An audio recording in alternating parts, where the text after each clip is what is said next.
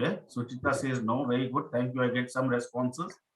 Very good. So this is a famous book which was written by Patrick Lencioni way back, I think about 10, 15 years ago, and has sold more than about 3.5 million copies so far. One of the best sellers on Amazon as well, if you go and see that. So that book has been converted into a training program, which we call 5 Behaviors of a Cohesive Team. And we talk about team development, that is basically for intact teams. I'll talk to you about more as to what intact teams are and what are the nuances which comes out of it, so on and so forth. My webinar is going to be brief. I'll be kind of touching upon the highlights as to how this program is designed, number one. Number two, what are the key learnings and the outcomes of this program? Number three, the application side of this program as far as progress of a particular team is concerned. Also, there will be a mix of PowerPoint presentations because I don't believe in death by PowerPoint. The only PowerPoint, no. I have some videos. I also have an assessment report as to how you are able to measure these 5 behaviors. What is the outcome of this? What are the implications, so on and so forth. So Shalini has raised a hand. Hi Shalini, good afternoon. Is it by mistake, Shalini, that you have raised your hand? Yes. By mistake. Okay, because if you raise your hand, that means you have a question to ask, which is also a good demonstration. So I was about to come to that. So my friends here today, my fellow participants, welcome. I would request that if you're not speaking up, please mute yourself. I would request people to mute if they're not speaking. And, I am supported by my two colleagues, Charu and Swarnali. They are here to kind of synthesize your messages in the inbox.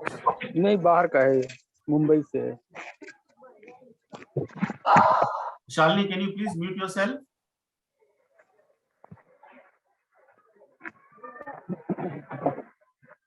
Requesting participants to please mute. Thank you very much for your action. So I was saying that, if you have any questions, any comments, any suggestions to make, or point of view for that matter, not everything which I say.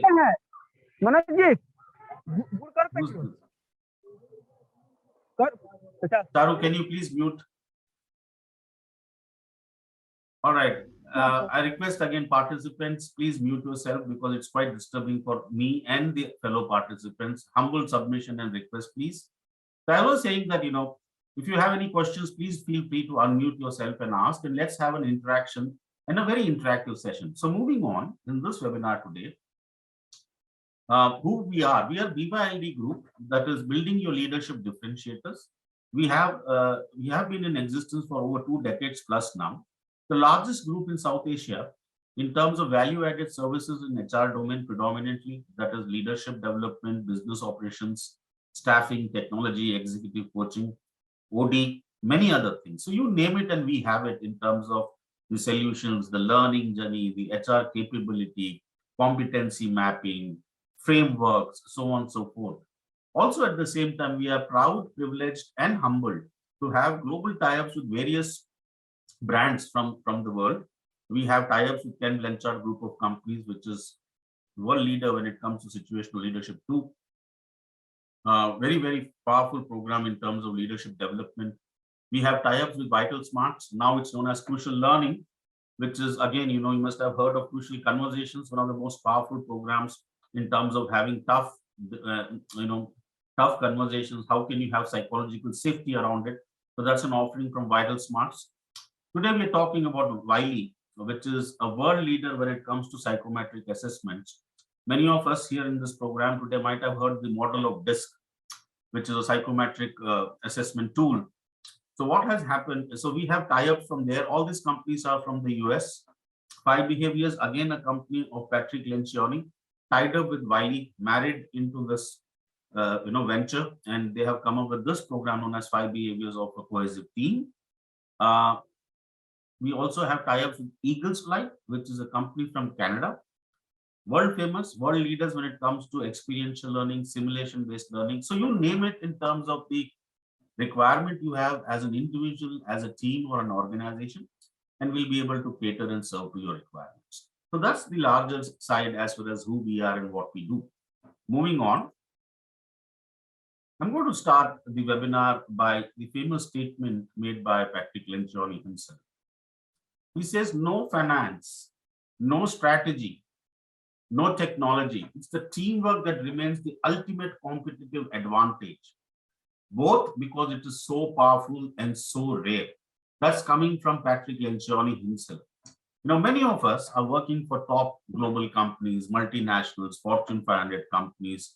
We have a lot of structure, process, compliance, so on and so forth in place.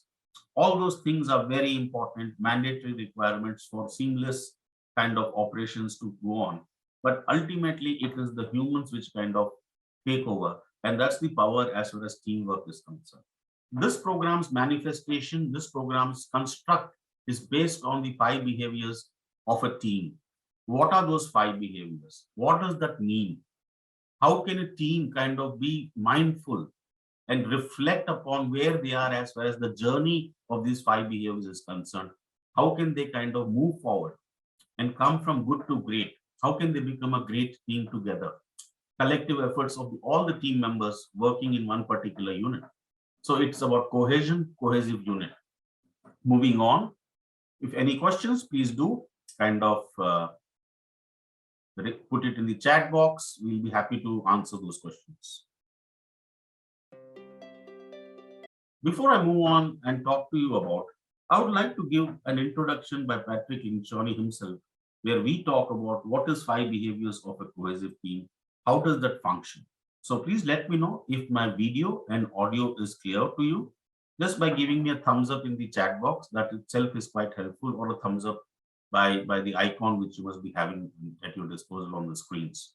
So here is the video, ladies and gentlemen. Thank you. My interest in teams really stems from my childhood, because when I was a kid, my dad used to come home from work frustrated by his company. Now, he was a great salesman, God rest his soul, and a great guy. But he was always complaining about the way he was treated at work and how dysfunctional things were. And I didn't know what that meant when I was a kid. But later on, when I got my first job as a consultant, I was dealing with things like strategy and marketing and other operational issues in business. And I found myself distracted by this issue of teamwork. Because I thought, man, if we could get people working in teams, really working together well, it would change everything from the way we dealt with customers, to the bottom line, and to the way people enjoyed and felt fulfilled in their work. You see, I've come to the conclusion that teamwork truly is the greatest competitive advantage that any group of people can have. And it's not that complicated. It's pretty simple, but it is hard because it requires a lot of work over time and a lot of courage. I think it's actually an intentional, strategic decision we have to make. And by making that decision, we'll be much more likely to accept the cost and the sacrifice that it requires, and that will make it possible for us to encounter the full power of teamwork. You know, if I could say anything to leaders of teams, it would be this. One day you're going to retire from your job and working. And most people that want to retire think about doing other good things in life, serving people, you know, doing missionary work or helping the poor, something wonderful, and that's great. I want you to realize that while you're leading this team, you are having a bigger impact on people's lives than you may ever have. You change the way they go home at night, the way they treat their family and their friends and strangers on a bus. You affect their self-esteem, and that's going to carry over throughout their life. So let's not wait till we retire to realize the impact we can have on people's lives. And your ability to build a good team and to help them feel a part of that team might very well be the most altruistic thing you ever do.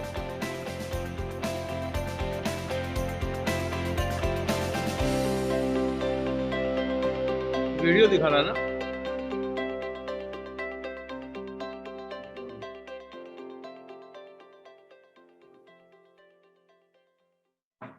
So, how was the video? Any comments? Any comments? Any suggestions? Do you believe in that? What Patrick Lencioni just spoke about? Anyone can unmute and speak up, please. It's good to have an interactive session rather than a monologue from my side. All right. So the power of teamwork lies with us, and we all are part of a particular team. What is this program all about? What does it mean to say? Well, here it is. The making of the blockbuster book, The Five Dysfunctions of a Team, as I said, one of the most famous books in the world today. I know they came up and kind of tied up with everything Disc Wiley. Those two brands, Wiley, the world leader in terms of the psychometric tool, as we said, these two got married, and then the power of this particular program, what we call 5 behaviors team development. Now, here is the thing. Let me ask a question to all my participant friends today. Do you think trust can be measured? Do you think trust can be measured? Anyone? You can even type in the chat box if you don't want to speak up. I can understand. So Samar, so this is Amar, this is Deepti. So I can say that trust can't be measured, but yes, that can be experienced. And on the basis of experience, we trust anybody. Same goes with the team members. Excellent. Thank you, Deepti, for contribution here. Yes, you're right. And the beauty of this program is that there is a way to measure trust. There is a way to measure conflict. There is a way to measure commitment. There is a way to make accountability again a measure. And of course, results are measured because we have the sales results, the turnover, the retention targets which the HR team may have, or the attrition rate to reduce, or any other parameters in terms of productivity, production, so on and so forth. So results are of course measurable, but the beauty and the manifestation of this program, as I keep repeating for the sake of reiteration, that these behaviors in this particular programs gets measured. That's the beauty. And we will see how does that get measured? How do we go about it? What is the whole mechanism and the process behind this particular program? I hope I'm making sense to all my participants. You've come on a Friday afternoon. I don't want to kind of waste your time. I hope it's meaningful and it's insightful.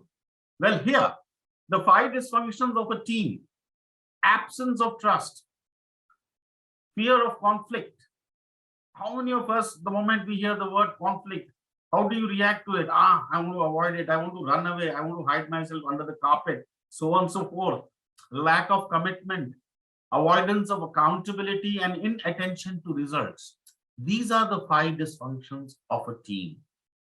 And ladies and gentlemen, why do you think trust is at the base of this particular pyramid? Give me an answer or your comment or your experience which you have. You know, you all are accomplished leaders working in different capacities. Why trust is the base of this particular model? Any comments, any suggestions? Because trust is the building block of any kind of relationship. Only if there is trust, it is like the cement between the bricks. That will never stick. So only if there is trust, the bricks will stick together and you can construct a building. So that is a basic fundamental building block of relationship. There is no trust, then conflict is bound to happen. Nobody is bothered. Nobody will take the commitment. There is no accountability and there is no result. So that is how the trust is very essential. Mr. Arun, I must give you a round of applause.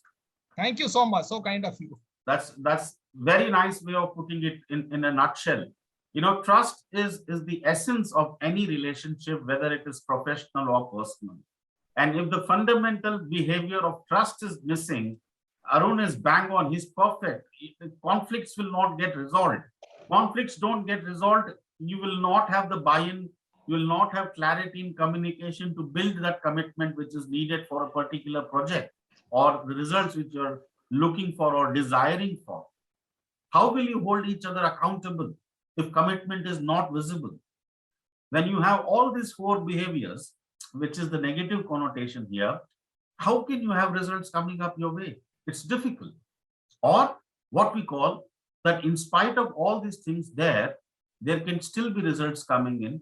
Then we are living in the world of artificial harmony. What we did is that we turned this model upside down, or we kind of changed the complete offering here. And this is how the model now looks like.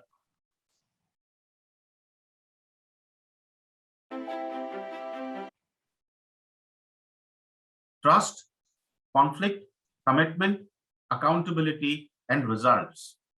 Now, when you talk about trust, and say, for example, I have been working with Arun. Arun, I'm just taking your example as a fellow colleague. I've been working with Arun for last 10 years, say, for example, we both have been working together. And, there is good amount of trust between us. And that trust is predictable trust. I know Arun's behavior. Arun knows Amar's behavior. I know how will he react in a particular situation. Arun knows how will Amar react. So there's a lot of predictability which comes into the trust element. This program, as far as trust is concerned, keeps predictability alive, but also moves to vulnerability-based trust. When we talk about vulnerability-based trust, it means what? It means letting your guard down. It means telling, you know what, Arun, I'm sorry, I made a mistake the other day in the project meeting. I should not have said this. Or, Arun, I don't know how to go about this. Can you help me with this particular problem which I'm trying to solve? Letting your guard down, letting your ego down, and raising your hand and saying, hello, I need help. I was working for 20 years with a Swiss multinational. One of our core values there was courage. And we used to kind of really tell the team members that, asking for help is a very courageous thing to do, because people have their own ego and they don't ask for help. This program's manifestation, or this program's construct as far as trust is concerned, is built on the basis of vulnerability-based trust. When you have vulnerability-based trust, you are able to engage in productive conflicts. Conflicts which are productive by nature, conflicts which is issue-based and not personal attacks, conflicts which is good in terms of healthy debates, brainstorming sessions. Why? Because how many of you, okay, let me stop here and rephrase my point of view as far as conflict is concerned. How many of you think that conflict is productive?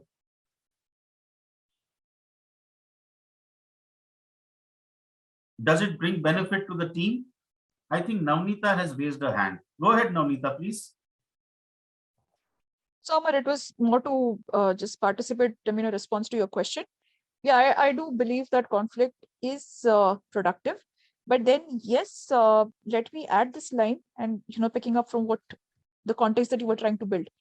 If there is trust, if we believe that what, if I let my guard down, it will not be looked at in a negative connotation. It will not be picked up at an opportune moment, only then I would feel more confident, more, I would even dare to share my ideas, to opine, to debate it out. And yes, those conflicts do turn out to be quite productive. Absolutely right. Absolutely right. Unless and until I don't have that given psychological safety to say, Navneeta, you know what, I screwed up on this project. I'm so sorry. And then if I have a consequence connected to that, never ever in the next team meeting I'll speak up. Absolutely right. So who takes the lead when you're doing this training program, when you're kind of going through the psychometric assessment, and when the results come through, the leader has to take the lead. The leader of the intact team. Say, for example, let me tell you real life example. I was in Chennai in the month of December before all the COVID thing again started. I was kind of doing this 5 behaviors program for an American automotive manufacturer. And, before we started this program, I had to take the CEO of the company into confidence. I said, sir, you need to lead the way. You need to kind of give that psychological safety and assurance to your team that vulnerability-based trust is the way we go ahead. The gentleman was very smart, excellent in terms of his emotional intelligence, immediately understood, he took the lead. And you should have seen how things unfolded and developed in that workshop, which was for full 1 day, about 8 hours. People became more vulnerable. And then it was followed up by a team dinner late in the evening. So that's the beauty. Navneeta, absolutely, your point 100% taken. And then you can have productive conflicts. In fact, unproductive conflicts are part and parcel of workplace. What our research says is that managers in workplace are spending 25 to 30% of their time trying to resolve conflicts amongst team members. Whether you believe it or not, but that's the fact. It's a time-consuming, stressful process. But if you turn it around and make it productive, because disagreements, brainstorming, my point of view, your point of view, increases the shared pool of meaning, which will help us to come to a scientific decision as far as a particular project, especially if it is a high stake one is concerned. So these are the 5 behaviors. And if we are, as a team, are able to get these 5 behaviors right, oh boss, we are rock and roll here. So moving on, I have another video. And before I move on, I hope I'm making sense and it's meaningful for you. Please let me know if my voice is too high, too low, am I too fast, too slow? I can kind of alter and tailor make it as per the expectations of the participants. Moving on. This is a video for you. Please have a look and then we'll come back. This is my team, my dysfunctional team. It may look pretty normal on the surface, but underneath, there are 5 things going on that need serious attention. Let's take a look. She can't ask for help. He doesn't want to risk starting an argument. He's only pretending that he's on board. That's me. I don't think it's my job to make sure he does his job. And he only cares about his own goals. So that's my team. Maybe your team has its own challenges. In his New York Times best-selling book, The 5 Dysfunctions of a Team, Patrick Lencioni identifies 5 core dysfunctions that most teams face. The first dysfunction is an absence of trust among team members. This stems from their unwillingness to be vulnerable within the group. Vulnerability is about being able to say and genuinely mean things like, I screwed up, I need help, and I'm sorry. Team members who are not genuinely open with one another about their mistakes and weaknesses make it impossible to build a foundation for trust. This failure to build trust is damaging because it sets the tone for the second dysfunction, fear of conflict. Teams that lack trust are incapable of engaging in unfiltered and passionate debate of ideas. Instead, they resort to veiled discussions and guarded comments. A lack of healthy conflict ensures the third dysfunction, lack of commitment. Without airing their opinions in passionate and open debate, team members rarely, if ever, buy in and commit to decisions, though they may feign agreement during meetings. Teams that fail to get this commitment develop the fourth dysfunction, avoidance of accountability. Without committing to a clear plan of action, even the most focused and driven people often hesitate to call their peers on actions and behaviors that seem counterproductive to the good of the team. And this leads to the fifth dysfunction, inattention to results. Inattention to results occurs when team members put their individual needs, such as ego, career development, or recognition, above the collective goals of the team. Another way to understand this model is to take the opposite approach, a positive one, and imagine how members of truly cohesive teams behave. First, they trust each other. They engage in productive conflict around ideas. They commit to decisions and plans of action. They hold one another accountable for delivering against those plans. And they focus on the achievement of collective results. And that's it. These are the 5 behaviors of a cohesive team. Each one is a deliberate choice made by the team. They do require discipline and persistence, but the payoff can be big. And there's a nice bonus. Not only will the group be stronger and more productive, but high-functioning teams are a lot more fun to work on.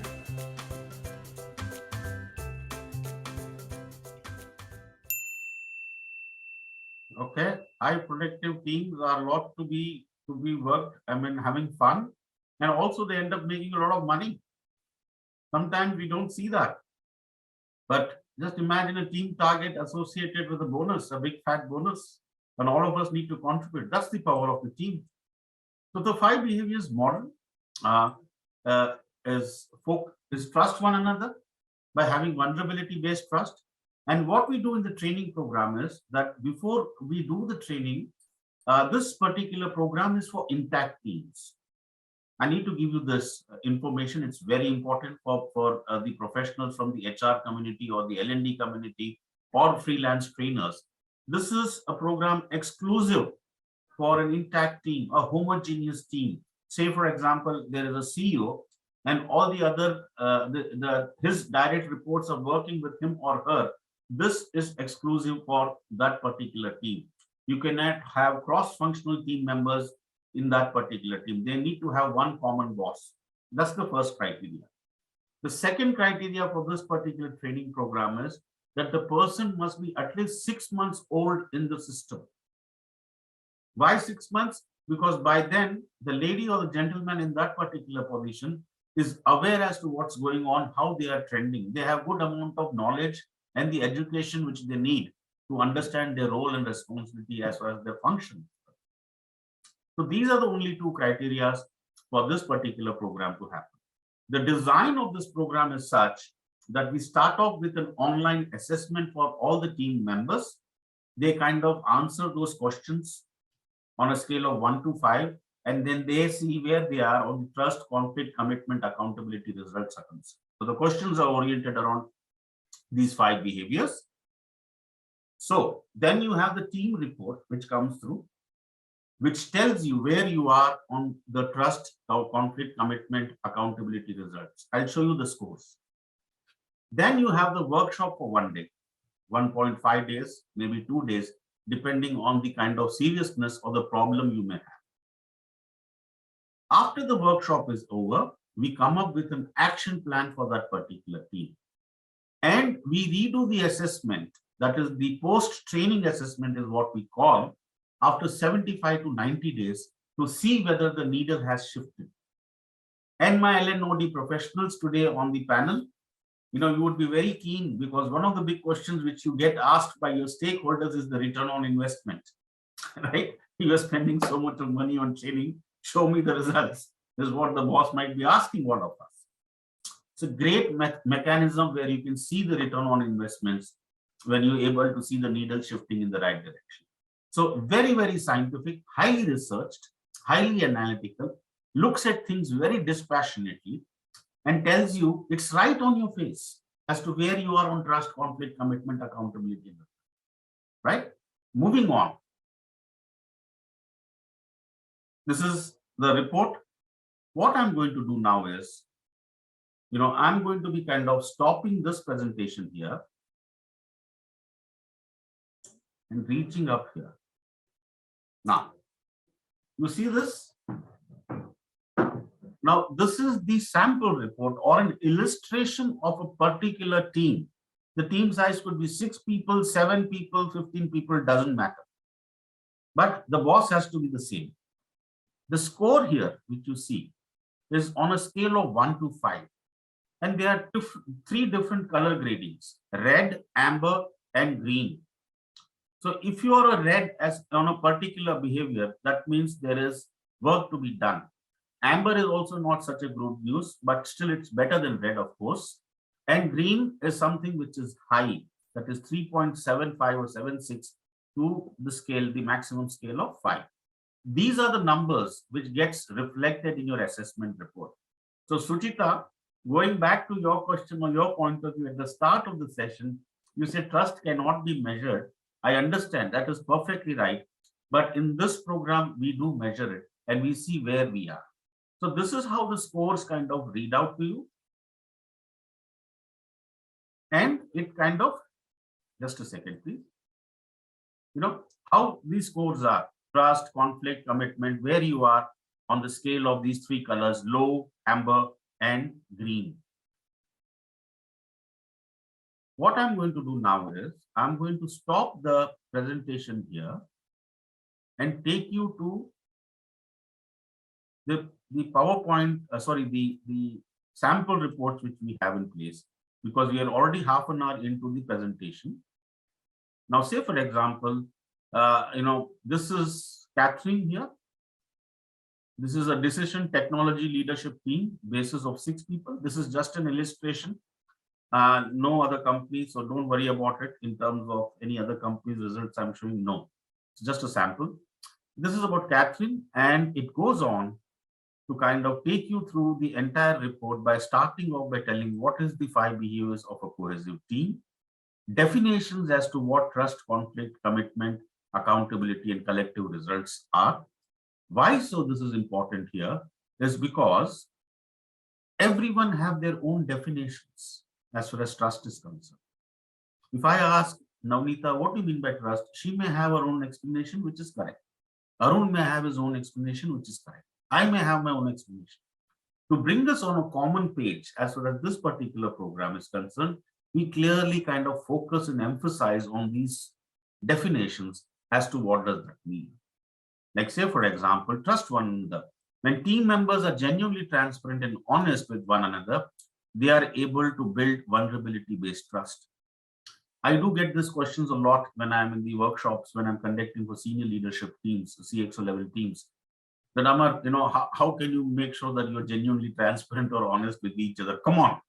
Ultimately we have to fend for ourselves. Yes, very true. But the very fact is that when you start looking at this and when you kind of look at the unit or the team which you're working for, if you don't have it, what are the possible consequences which you have?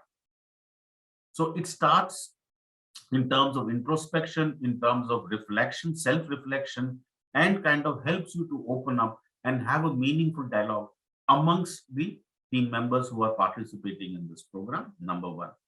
I, as a subject matter expert or a facilitator, someone else for that matter, are the people who kind of facilitate these discussions. As I said, the leader takes the lead along with his team members. Engage in conflict around ideas, commit to decisions. When people are able to offer opinions, so on and so forth.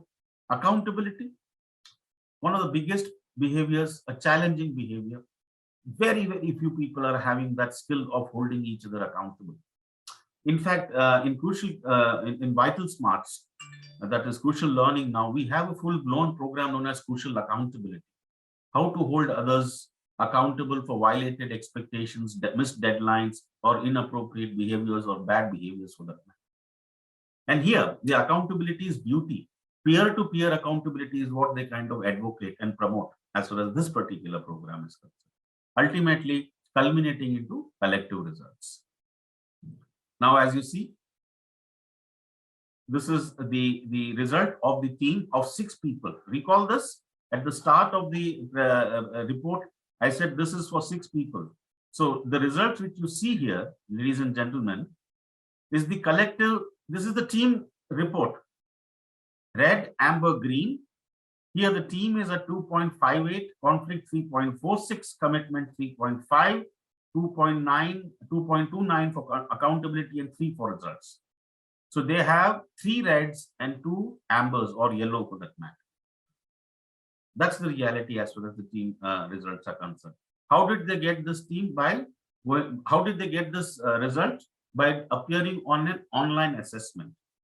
So Arun does his own assessment, which is based on the questions for team behaviors. I do it, XYZ does it, 6-7 people have done it, and you get the cumulative scores here. Then the report goes on to say about building trust and goes deep diving into the questions which is asked in the assessment. I'll just navigate one as an example because I just have another 22 minutes and there's a lot to be covered here.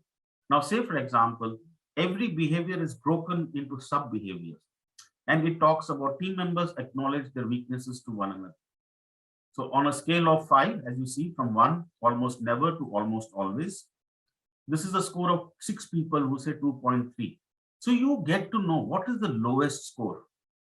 Well, this is one of the areas with the team is having the lowest score. It is on a scale of 2.3.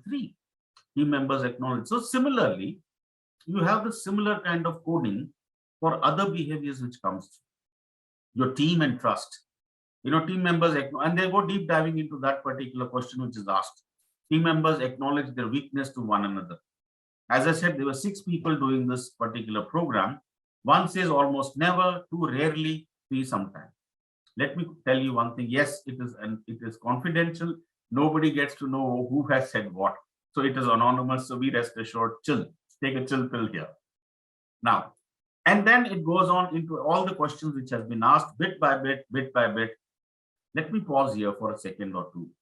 In case you are interested in this report, you want this report for your own read, for your own consumption, your own thinking, understanding, just type in your email ID. My colleague Charu or Swarnali will reach out to you and send that sample report for your consumption. Also, Charu and Swarnali, I would request, please, if you could put my coordinates, my mobile number and my email ID for the participants in case they want to have a one-on-one chat with me sometime later this week or next week, whenever it is feasible. Building vulnerability-based trust is based on the model of DISC. No time right now to explain the model of DISC, but you have 4 personality styles of preferences people may have: dominating, influencing, steadiness, or cautiousness. People have 1 or 2 styles as a combination which comes through. And then why are we talking here? Because this helps a lot in terms of self-awareness. As you know, ladies and gentlemen, in terms of build up to emotional intelligence, the first step is self-awareness. So it's a great tool to understand what is my personality style, what is my strengths, what are my areas of improvements or stresses. So it starts off with DISC, and then it tells me where am I on the model of DISC.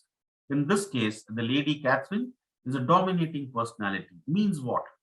Means she's very result driven. She's very result driven, fast, extrovert, action driven.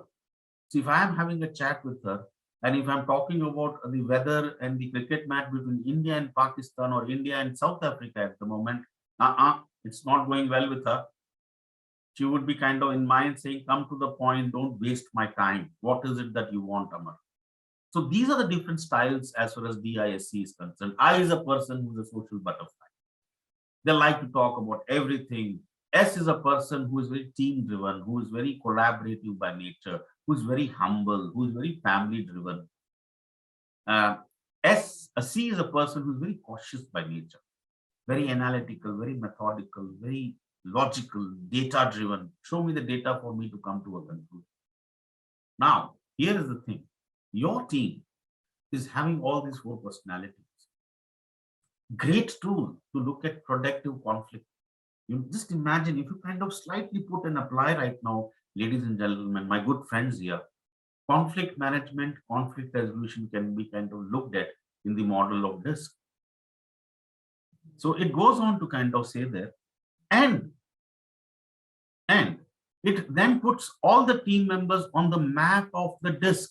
Like say, for example, MB is a DC, some KP, I don't know who KP is, Catherine perhaps, she's a dominating person. Then you have in the team some guy by the name of JR, some lady by the name of JS and CA.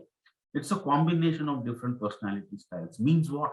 What is the application number? Why are you telling us this? How does it matter? Oh, it matters a lot.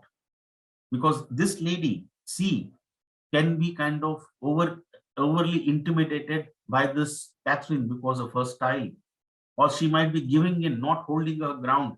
All these things are part and parcel of the triggers as far as conflict are concerned, unhealthy behaviors as far as conflict is concerned. So can I be a bit more mindful as a team leader to see the kind of different people I have in my team, and how can I flex my leadership style to help them to kind of come up as far as those 5 behaviors? Hope making sense. Then the report goes on in terms of building trust, points of discussions for the teams to kind of brainstorm and put their ideas here. That's what I said, you come up with an actionable, taking action to build trust. Then it moves to mastering conflict. Again, detailed score, and then drill down for these questions which has been asked here. Team members voice their opinions, even at the risk of causing disagreements. There you go. You know how many of them have rated here. So good amount of brainstorming happens in the classroom or in the workshop for that matter. Oh, I need to tell you this, guys. We do have the capability in terms of rendering this program on a virtual platform. So we can do it on Zoom, we can do it on MS Teams or any other platform which you have. Even we are ready to do face-to-face if the things become better and you want us to come to Hyderabad, Bangalore, Bombay, wherever, we'll be happy to travel and do this program for your team. So then it goes on to tell what is the style in conflict. Beautiful way of putting things. Then conflict, why D? Because Catherine is a D. So say, for example, Arun is an I, then it will say your I style in conflict. Say, for example, Dipti is an S, then it will say your S style in conflict, and how it is meaning with D, I, S, C styles. Then it throws out the conflict management map or conflict team map, mapping all these people as far as this style is concerned. What are the possible healthy behaviors reflected during a conflict? And the red circle or the outer circle is the unhealthy behavior. We spent some time here in the classroom, in the workshop, and kind of throw these questions to people. They kind of say, yes, I sometimes become passively aggressive. I hold on, I have grudges, I have prejudice, and it is an eye opener. Recently in the sense that 1 year ago, I did this program with a Japanese company which manufacture ink for currency. They're based out of Noida. And the CEO and his team were sitting there. You will not believe me, and I'm not exaggerating. The CEO almost had tears in his eyes when he saw those results, as far as where the team is concerned. And then, that's so what I'm saying, it's a introspective tool, helps you a lot. Then details about mastering conflict. This is all in the report. Mindful of the time, I have 15 minutes. As I said, the entire team report is reflected in one map, which we call, the 5 behaviors of the cohesive team, where they are. This I already showed you in the report. What is important is the team report. This is for the SPOC of that particular team, maybe the HR head or the L&D head, and the CEO or the leader of that team, along with the facilitator. What we call is the annotated team report. Collective for 6 people. Gives you the details as to what are the nuances and the possible points which you need to be mindful of. So it has lots of bullet points, lots of details. You see here, now these are the scores which I shows. It decodes, it kind of gives you debrief. This team may need to place greater value on collective achievement of outcomes rather than individual and departmental recognition and ego. Let me give you one more example. Trust. This team may lack necessary level of openness, vulnerability about individual strengths, weaknesses, and mistakes. So we kind of show this particular report to the team during the training session, and they come up with discussions. What are the scores they need to look at? How are they going to work on trust? Which are the behaviors they'd like to select and work upon? Example, now, last time when I was in Chennai, as I said, I was doing this program for a company. They were at 2.58. So the team collectively said that, okay, in the next 3 months, we want to move from 2.58 to 3. Okay, so I said, oh, great, that's good. So if you want to move to 3, that means you are kind of reaching amber, or you are in red, but you are better red than this red. They said yes, because we need to be practical as well. Great. So 2.58 to 3. How are you going to do it? What are your actionables? Who is going to be the champion of trust? Who is going to get the things done for you? Those are the actionables and plan of actions which comes into play. And as I said, that after 90 days, we redo this post-training assessment. So details around each and every program, very detailed. It has 41 pages. I don't have the bandwidth of time. I mean, I can, of course, have one-on-one discussions. As I keep repeating, in case this is fascinating you, you're finding meaning in this, just shout out, ask for these reports. My colleagues here on the show will be happy to kind of mail it to you.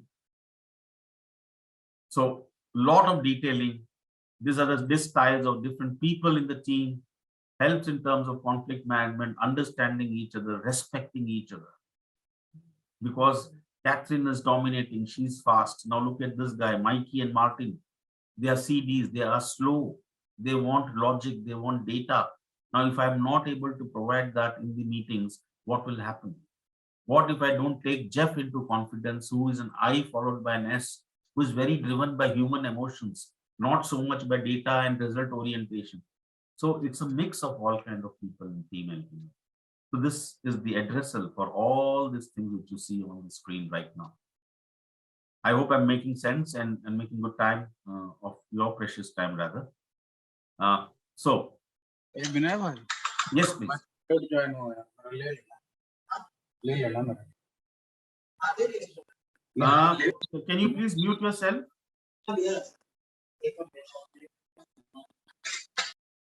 Okay, I muted Avinash. Right, moving on. Any questions so far? Taru, Swarnali, anything which someone has asked? Not yet, sir. All right, so moving on. Very detailed report here. Don't have the time right now to show, but you know what I mean, that when you are having the workshop for 1.5 days, you know, it kind of really throws out the details. Now, this is the progress report. As I said, after 75, 90 days, we can mutually discuss as to what would be the timeline to do this assessment again. The same questions are asked in a sequence manner to the same participants, and they check whether there has been a shift as far as the results are concerned. Now you see the pyramid is broken into two parts. The left-hand side is the pre-assessment or pre-training assessment before you came into the workshop. And the right-hand side is the assessment which you have done for yourselves after 75, 90 days. You see the visible shift, significant shift, increase, slight increase, and so on and so forth. And then you, of course, congratulate the team. The ultimate yardstick, my friends, is the results. Because if you are able to kind of define results also, that this is what we want to work upon, it is fantastic. It is fantastic. One thing I want to take you back to this particular report, the pre-training report is, you know, it throws out the strengths and weaknesses of the team. Just give me a second. I think it is on page number 36. Yeah, not bad, I still recall. You see, it also kind of throws out what are the team strengths, where they are on the normative data. I'm not getting into these details right now in terms of statistics and the sample size of the respondents. It also throws out team challenges based on the assessment, where they are, and points of discussions. I just wanted to share that, not done that. So evaluation, again, a lot of details go in there. And this is how the entire program, more or less, is kind of designed. So with that, I am coming to the end as far as the webinar is concerned. If anyone has any questions, please feel free to ask. You can unmute yourself and share your point of view. It would be great to hear from you as well. Any questions? Any comments? Amar, just to check, you mentioned this particular workshop is a day and a half workshop. So in terms specifically on the actionable, I mean, how much of emphasis is on that? Because while you do the assessment, while, you know, creating awareness is one piece, you know, where we are, what's the current state, but the journey, the transition that we're speaking about, you know, moving from A state to B state. So, you know, how much of emphasis is on that journey in this entire 1.5 day? See, Navneeta, we can have 1 day, we can have 1.5 days, we can even have 2 days. There are companies who have gone off-site and done it for 3 days. So the mixing is very much possible. There are companies who have done it only for 4 hours, picking up one behavior. So what I'm trying to say is there's a lot of flexibility and freedom for the team to pick and choose how they want to go about it. Now the emphasis is always on building the concept of what you mean by vulnerability-based trust. I'm just giving you an example of one particular behavior. What does that mean? How does that help the team to come out of the shackles of artificial harmony? And then immediately after that, we sit down together and say, okay, now tell me, you are at 5.58. Do you think out of these 5 behaviors, which is the most important? Invariably, in my experience, trust has been always the major issue in any given teams. And that's human. It's very natural. So most of the clients and customers tell me, Amar, we would like to work upon trust because that is the fundamentals of building relationship. I say, great, how are you going? So we spend about, if I kind of break it in percentage, 60% of the time is in terms of actionables. And the actionable could be as simple as I have done this where, I take time off and have a virtual coffee with Navneeta just to build up my rapport with her. I have not seen her so far. I'm sitting in Singapore and Navneeta is sitting in Bombay. But, one day, 15 minutes, cup of coffee, introduce myself and say, this is what I am, because we both are working together in the same team. Those are the small actionable which comes in, but the outcome of this is huge and humongous because it helps in building relationship. It helps people to kind of, there are introverts in the team who don't speak up. They're shy. But in private, they can be a different, it can be a different animal altogether. Absolutely. So all those agree. things are discussed in the meeting, in the training. तो मान लीजिए तकरीबन 60-65% जो time है वो हम actionables में spend करते हैं. Okay, fair. And if you're able to give me 2 days, even better, because we can really go deep diving into each and every behavior and what needs to be done. Also, let me tell my participants here, what we do if someone signs up for this particular program is that we get on a pre-alignment call with the HR stakeholder, with the leader of the team, understanding their expectations, what they want after the results are out. And that's how we kind of customize and deliver to the particular team. That's also very much possible. Yeah, great. Thanks for asking that question, Navneeta. Really appreciate it. Any other questions from the team here who are attending the webinar today?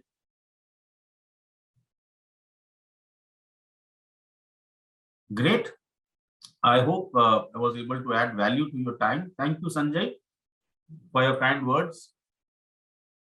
Arun, any comments from your side? You have been pretty active throughout. You're muted.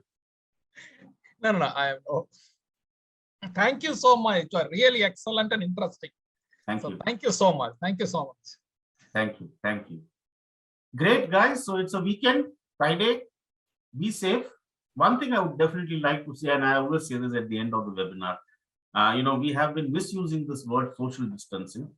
That is not right at all. On the contrary, because of COVID and all these things happening to all of us, socially, we need to be more connected. Emotionally, we need to be more connected. What distancing we need to maintain is physical distancing and not social distancing. So putting up a smile, having a cup of coffee, saying, hello, Shuklaji, how are you? Hello, Arun, how are you doing? Vanakkam, happy Pongal to you. Eppadi irukingla, nalla irukingla. All those things are very important because that's what keeps us going. Thank you so much. Have a Thank great you time. so much. Thank you so much. Thanks. Thanks. Thanks, guys. Bye-bye. Thanks for coming. Thanks, Amar. Thanks for the session. Thank you, Navneeta. Thanks, everyone. Bye. Thank you so much, everyone. Thanks, Amar. Thank you very much. Thank you. Thank you, everyone. So Swarnali and Charu, did you take the contact details here in the email ID which customers are putting? Yes. Yes, sir. Yes, sir, we did. Good. Thanks, Charu. That was a good show today from your side in terms of being responsive and telling, doing the things which was important in terms of contacts and everything.